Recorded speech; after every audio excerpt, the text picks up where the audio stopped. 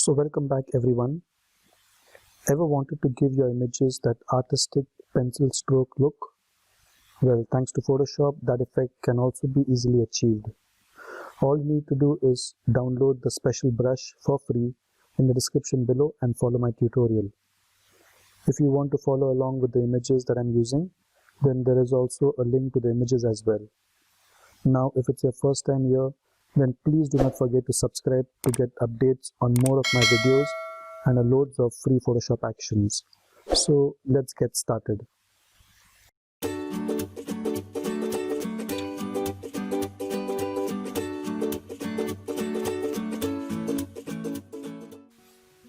So the two images I'm using right now are both from freepik.com. One is a notebook background image and the other is a lady.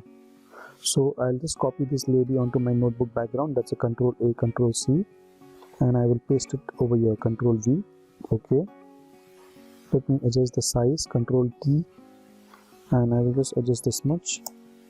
Okay, now I need to desaturate it, so Control Shift U.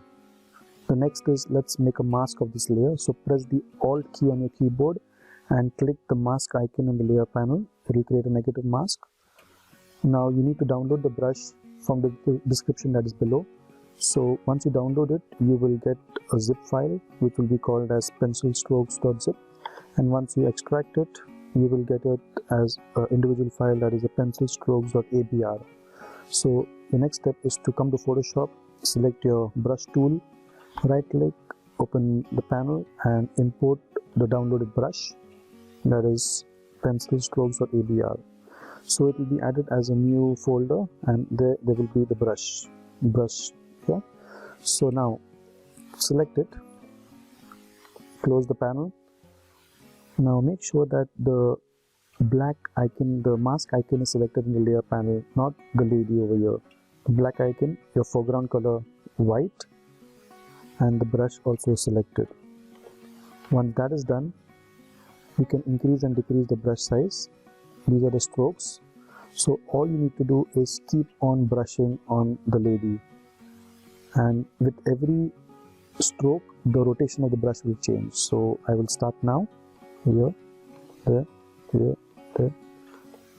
This randomly you can go on stroking. The size and the rotation keeps on changing.